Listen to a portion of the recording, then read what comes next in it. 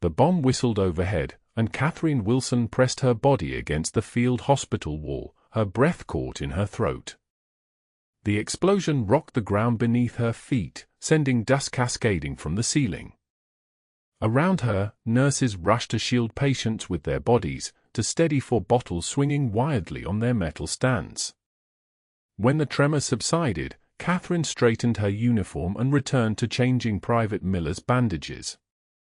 Her hands never shook during these moments, she'd trained herself too well for that. 6 months in the Ardennes had hardened her against fear, against detachment, against hope. "You're quite something, Lieutenant Wilson," said Captain Morris, appearing beside her stretcher. "Not even a flinch." "The wounded don't need my fear added to their own, sir," she replied, tying off a fresh bandage with practiced efficiency. "Mail's arrived," he added, handing her a single letter. "Though you might want this right away." Katherine tucked the envelope into her pocket without looking at it. Letters were dangerous things in wartime. They made you remember that somewhere, a world existed beyond blood and snow and artillery fire. They made you vulnerable. "Thank you, sir. I'll read it later." Later came at midnight, when her shift ended and the ward had quieted to soft moans and the occasional cry from men lost in nightmares. Katherine sat on her cot in the nurses' quarters, a single lantern casting a weak circle of light around her. Finally, she withdrew the letter, running her thumb across the familiar handwriting. Kevin. Her brother. The only family she had left after the bombing of London took their parents. He'd been stationed somewhere in France with the 101st Airborne. His letters were her only comfort, though she tried not to need them. Inside was a small photograph, Kevin with another soldier, arms thrown around each other's shoulders, laughing despite hollow eyes that had seen too much. On the back, in her brother's scrawling hand, "Me and Zach." The best friend a man could have in this hell. Katherine read the letter twice, as was her ritual. Kevin wrote about a local French family who'd fed them soup, about a dog that followed their unit for 3 days, about everything except the fighting. It was dated November 23, 1944. 3 weeks ago. The world beyond the hospital walls had grown increasingly chaotic. Rumors spread of a massive German offensive building. The wounded arrived with stories of increased enemy activity. Weather reports warned of heavy snow and fog. Perfect conditions for an attack. Katherine tucked the letter away in the small tin box beneath her cot, where she kept all of Kevin's correspondence. Love is a luxury we cannot afford in wartime, she reminded herself. Attachment only made loss more devastating.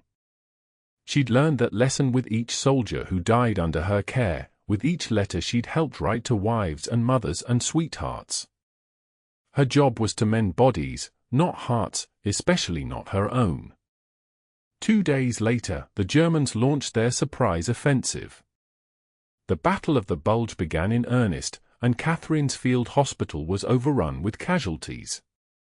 She worked 36 hours straight, her fingers cramping from tying bandages, her voice hoarse from shouting orders to the newer nurses. "Lieutenant Wilson, report to triage immediately," barked the head nurse over the chaos. Katherine followed the command, stepping into the makeshift triage tent where new arrivals were sorted by severity. The ground was slick with blood and melting snow. Outside, ambulances continued to arrive, their engines groaning in the bitter cold. "We've got a group of wounded from the 101st, said Major Bryant without looking up from the soldier whose chest he was examining. They were ambushed trying to hold the line near Bastogne. Katherine's heart stuttered. Kevin's unit. She forced herself to focus on the task at hand, moving efficiently between stretchers, assessing wounds, directing orderlies. Then she saw him, not Kevin, but the soldier from the photograph. Zach. He lay on a stretcher, his leg wrapped in a blood-soaked field dressing, his face pale beneath a layer of dirt and stubble. Name and unit, soldier, she asked, kneeling beside him. Lieutenant Zachary Keller, 101st Airborne. His voice was strained but steady. You're the one in my brother's photograph, she said before she could stop herself. Kevin Wilson? Recognition flashed in his eyes, followed immediately by something darker. You're Kit. He talked about you constantly. He hesitated, then reached for her hand. I need to, don't, Katherine interrupted, pulling her hand away. Let's focus on that leg first. She worked methodically, cutting away the makeshift bandage to reveal a deep shrapnel wound. Not life-threatening if infection could be prevented, but serious enough to keep him from returning to combat. How bad is it, Lieutenant? He asked through gritted teeth. You'll keep the leg. You might even dance again someday. She injected morphine into his arm. But first, I need to know about my brother. Zachary's eyes met hers, and in that moment, Katherine knew. The world narrowed to a pinpoint of devastating clarity. He was right behind me when it happened, Zachary said, his voice barely audible. The Germans came out of nowhere. We were separated in the confusion. The last I saw, he was being taken prisoner with several others. Prisoner, not dead. The word echoed in Katherine's mind as she finished dressing his wound. Prisoners could survive. Prisoners came home after wars ended. Thank you for telling me, Lieutenant Keller, she said formally, standing to move to the next patient. His hand caught her wrist. He gave me something for you. Said if anything happened. Zachary reached into his pocket and withdrew a small, dirt-stained envelope. I'm sorry, Kit. He's the best man I've ever known. Katherine took the letter and tucked it into her pocket without looking at it. You need rest, Lieutenant. I'll check on you later. She continued her rounds, her face a mask of professional detachment. Only the slight tremor in her hands betrayed the storm within. That night, Katherine sat alone in the supply closet, the only private space she could find, and opened Kevin's letter with unsteady fingers. Kit, if you're reading this, something's gone wrong.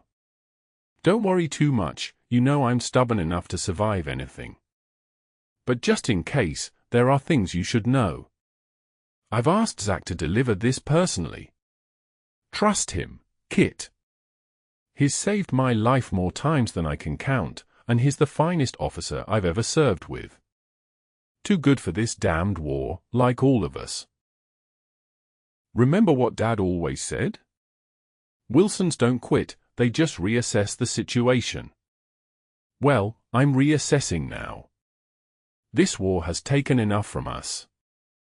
Don't let it take your heart too. I've watched you build walls since London. I understand why. But when this is over, promise me you'll let them down again. Life is too short for anything else. Your loving brother.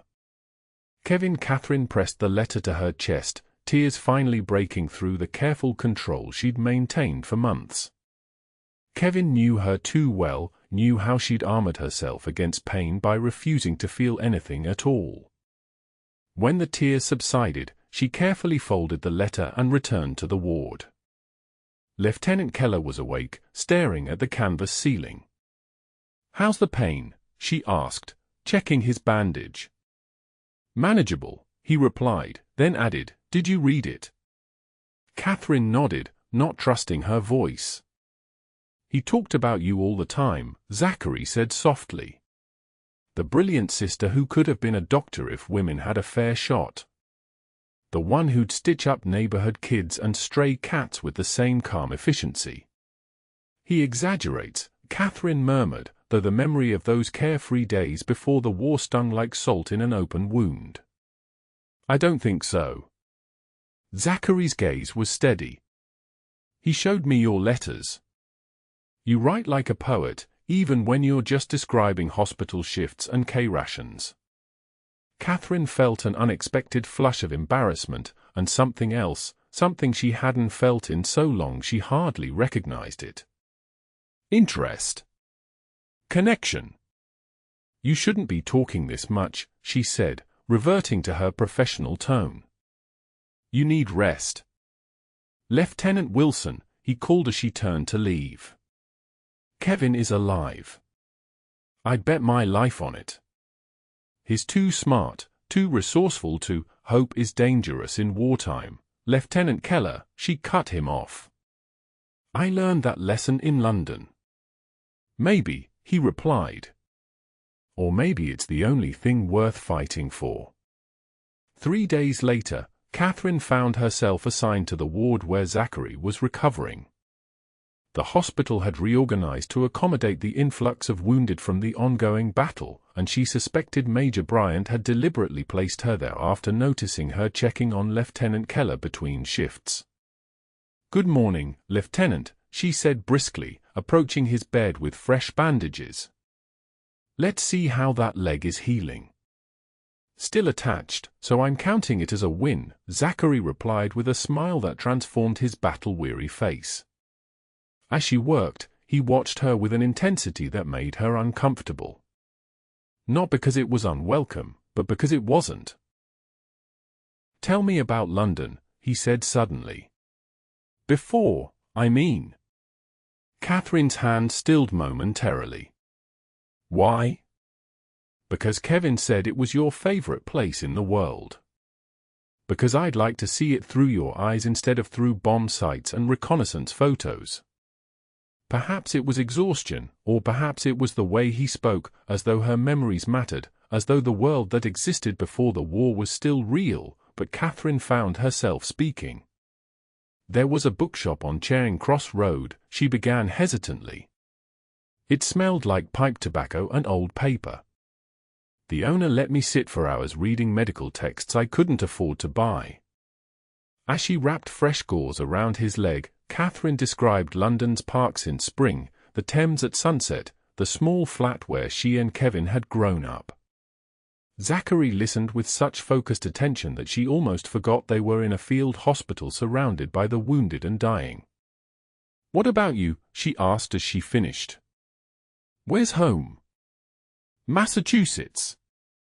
A little town called Grafton that most people have never heard of. My father runs the local newspaper, my mother teaches second grade." His expression softened. "There's a lake where I spent every summer swimming until my skin turned to leather." "You'll swim there again," Katherine said with unexpected fierceness. Zachary caught her hand. "So will you. I'll show you all of it, the lake, the old covered bridge, my mother's garden." The intimacy of the moment, the presumption of a shared future, should have made Katherine retreat behind her professional walls. Instead, she found herself asking, "Why would you want to do that?" "Because Kevin made me promise to look after you when this is all over," he said simply. "And because in the middle of all this horror, your letters to him were the most beautiful things I'd ever read." Katherine withdrew her hand, suddenly aware that other nurses were watching. "I should continue my rounds, Lieutenant." "Zach," he corrected. "My friends call me Zach." "We're not friends, Lieutenant Keller," she replied, though without conviction. His smile told her he wasn't fooled. "Not yet, Lieutenant Wilson." "Not yet." The battle raged beyond the hospital walls. Reports came in of surrounded American troops, of desperate counterattacks, of snow-covered forests stained red with blood. And still, no word of Kevin or other prisoners. Katherine found herself drawn to Zachary's bedside during quiet moments. At first, she justified these visits as professional concern, then as a connection to her missing brother. But as days passed, she could no longer deny the truth. Zachary himself was becoming important to her. He told her stories of fighting alongside Kevin, carefully edited to omit the worst horrors but full of small moments of courage and compassion. He described how her brother had once shared his last chocolate bar with a crying French child, how he'd carried a wounded comrade 3 miles through enemy territory. In turn, Katherine shared memories of their childhood, of the brother who'd taught her to climb trees and throw a perfect spiral with a football, who'd supported her dream of becoming a doctor when everyone else said nursing was more suitable for a woman. During one such conversation, as a winter storm howled outside, Zachary asked, "May I see your letters? The ones you write to Kevin?" Katherine hesitated. "They're nothing special. Just reassurances that I'm safe, updates on my work." "Please," he said. "It would help me feel closer to him. To both of you."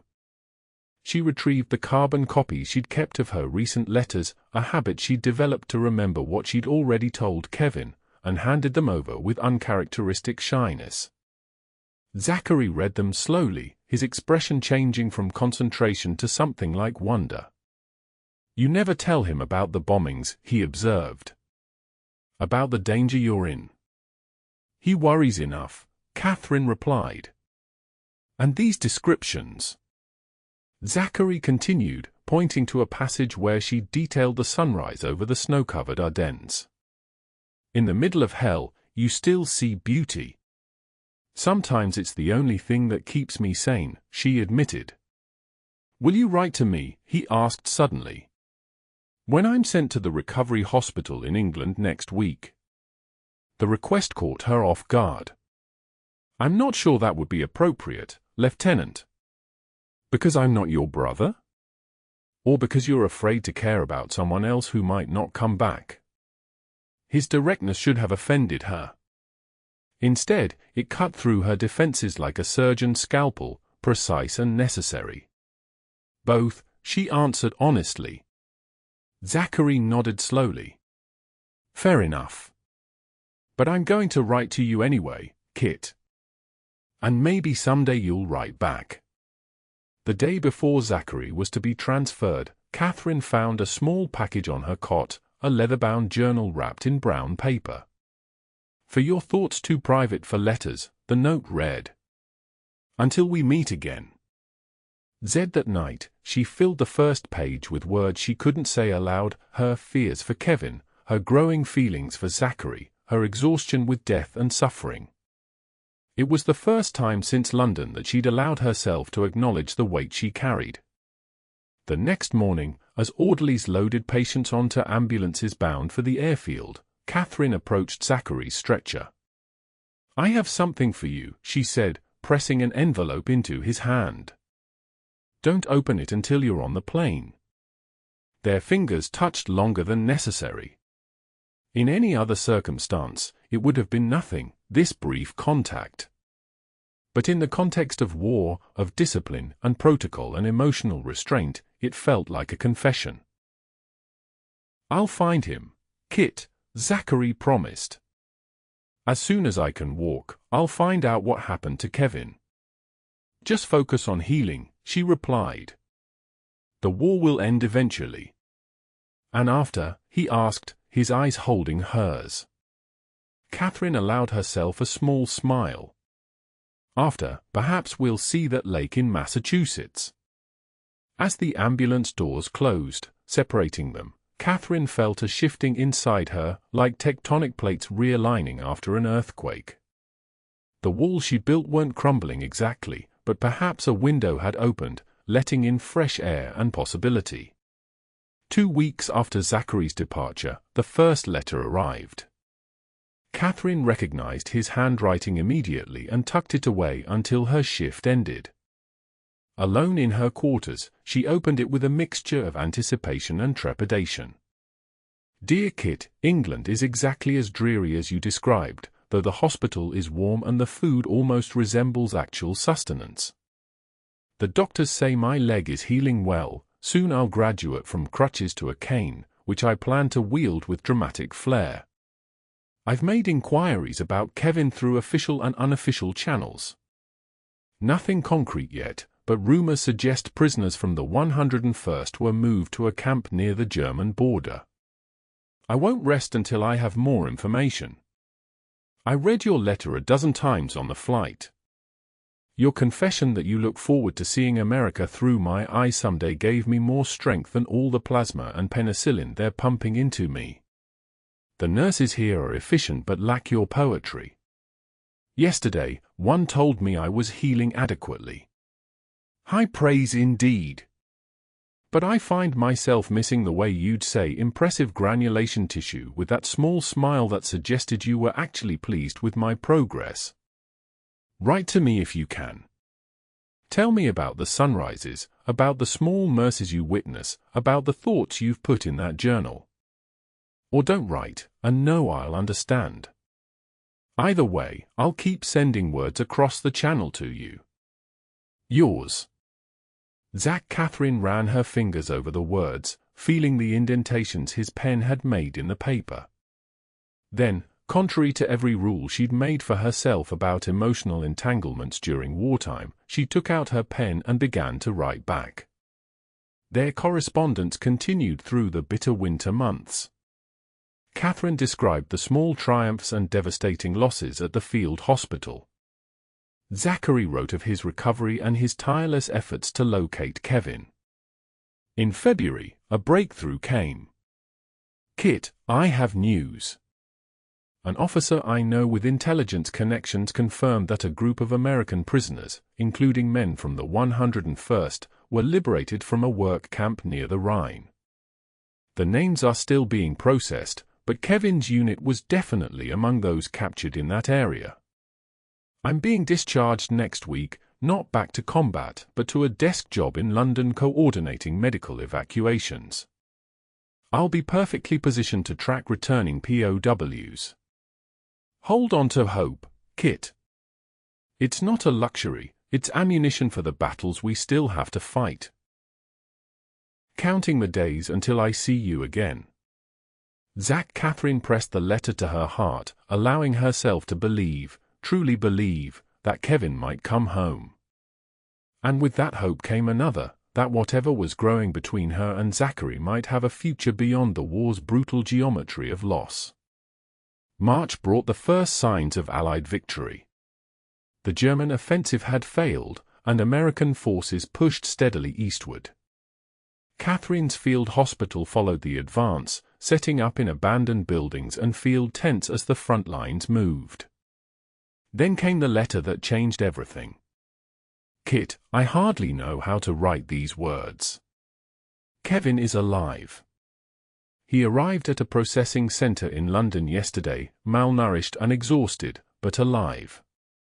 By the time you received this, he should be recovering at the same hospital where I spent the past months. He asked for you immediately.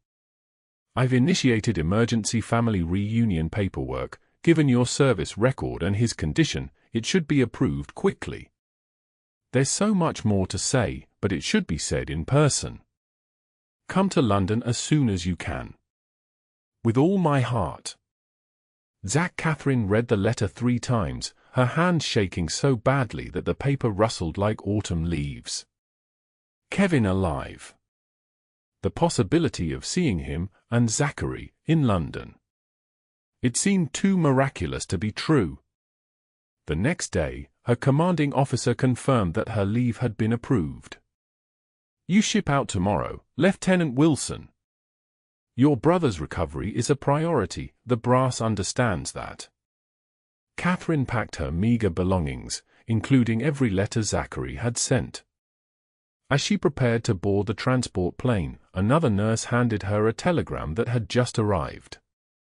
Regret to inform Stop Hospital bombed in German last effort raid. Stop Lt. Keller critically injured protecting patient. Stop come quickly. Stop. The world tilted beneath Katherine's feet. 1 brother found, 1 man lost. The cruel mathematics of war continued. The London hospital stood like a grey sentinel against the bomb-scarred skyline. Katherine strode through its corridors with single-minded determination, her heart divided between 2 rooms on opposite wings. Kevin first. She found him propped up in bed, thinner than she remembered, with new lines etched around his eyes but unmistakably her brother. When he saw her, his face transformed with joy. Kit, he whispered, opening his arms. She rushed to him, careful of the 4 lines and monitoring equipment, and buried her face against his shoulder. "I thought I'd lost you too," she murmured. "Wilsons don't quit, remember." He held her tightly, as though afraid she might disappear.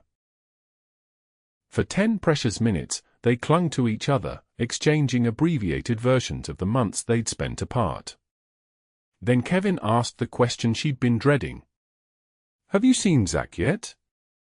He's been asking for you." Katherine pulled back, studying her brother's face. "You know about us?" "About the letters." Kevin smiled weakly. "Who do you think made sure they got delivered when regular mail was disrupted? I've never seen anyone read anything so many times as Zach read your letters." "How bad is he?" she asked, unable to hide her fear. Kevin's expression grew serious. It was a direct hit to the evacuation center. He shielded 2 nurses with his body when the ceiling collapsed. "The doctors say?" He hesitated. "Tell me," Katherine insisted. "They don't think he'll walk again. And there's infection setting in." Katherine closed her eyes briefly, medical training translating these words into grim realities. "I need to see him." "Go," Kevin urged. "I'm not going anywhere."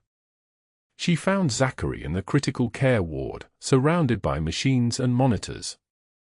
His body seemed smaller somehow, diminished by injury and framed by the stark white hospital bed. Burns covered the right side of his face, disappearing beneath bandages. A doctor intercepted her before she could reach him. "Are you family, "I'm Lieutenant Katherine Wilson." "I'm his." "What was she?" "Not his wife, not officially his sweetheart. Yet somehow more than either label could encompass." "I'm everything to him," she finally said with quiet certainty. "And he is everything to me." The doctor nodded, recognizing something in her face. "He's been fighting infection for 3 days. We've tried every antibiotic, but it's spreading." "Without amputation, no," came a weak voice from the bed. Zachary's eyes had opened, finding her immediately across the room. "No amputation." "Not until Kit decides." Katherine moved to his bedside, taking his hand carefully between both of hers. "You stubborn fool," she whispered, tears threatening. "Protecting others at your own expense." "Learned from the best," he replied, attempting a smile that turned into a grimace of pain. "Your brother." "And you." Katherine turned to the doctor. "I need to see his chart, his cultures, the antibiotic regimen. I've been working with resistant infections at the front." For the next 24 hours, Katherine barely left Zachary's side, reviewing his treatment with the precision that had made her one of the most respected nurses in the European theater. She worked alongside the hospital staff, suggesting alternative treatment she'd seen succeed in field conditions. When she did leave, it was only to visit Kevin, who insisted she focus on Zachary. "He saved my life more than once," Kevin told her. "And from those letters of yours that he kept reading, I'd say he saved something in you too." On the 3rd day, Zachary's fever broke. The infection began to recede. The doctors spoke cautiously of improvement, though the prognosis for his legs remained uncertain. Katherine sat beside him as dawn broke over London, illuminating a city that had survived its own grievous wounds. Zachary's eyes opened, clearer than they had been in days. "There you are," he said softly. "I thought I might have dreamed you." Katherine shook her head. "No dream. Though I'm beginning to think you orchestrated this whole infection just to get my professional attention." He laughed weakly. "Caught me. Seemed easier than asking you to dinner." "About that," Katherine said, her voice growing serious. "When you're well enough, I'd like to accept your invitation. The one to see Massachusetts, the lake, All of it. Hope flickered across his face. Even if I can't show you properly? Even if I can't walk along the shore with you? Katherine leaned closer. Zachary Keller, I fell in love with your words first. With your courage second. With the way you love my brother third. Whether you walk, crawl, or roll beside me doesn't change any of that. Love, he repeated, as though tasting the word. You've never said that before. I've never allowed myself to feel it before, she admitted. It seemed like a luxury in wartime. And now? Now I think it might be the only thing worth fighting for. The only thing that makes any of this bearable. She reached into her pocket and withdrew a small stack of papers. These are all the letters I wrote but never sent. The ones where I admitted how I felt. I was too afraid of losing you, of disrupting my duty, of 100 other excuses. Zachary took them with trembling fingers. Will you read them to me? I'm not sure I can hold them steady enough. And so Katherine began to read aloud the words she'd been too frightened to send, the feelings she'd been too cautious to express. Outside, London was awakening to another day of rebuilding, of healing, of life asserting itself amid destruction. May 8, 1945, VE Day. The celebration in Trafalgar Square swirled around them, soldiers and civilians embracing, flags waving, impromptu bands playing. Katherine sat on a bench, Kevin on one side of her, Zachary on the other, his wheelchair decorated with American and British flags by jubilant children. I never thought we'd see this day, Kevin said, watching the revelry with wonder. All three of us, together, alive. Speak for yourself, Zachary replied with a grin. I had absolute faith. I'd promised to show Kit that lake, remember? Katherine squeezed both their hands. And you will. The doctors say with proper rehabilitation, you might manage short distances with braces. Enough to stand at the altar, they think, Zachary added, his eyes meeting hers with quiet certainty. Kevin laughed. Subtle as ever, Lieutenant Keller. Katherine felt warmth spread through her chest, not the frantic heat of fear or loss, but the steady glow of possibility. Is that a proposal? Depends, Zachary replied. Are my chances better than they were when you refused to write to me at all? Marginally, she teased, then grew serious. But yes. 1,000 times, yes.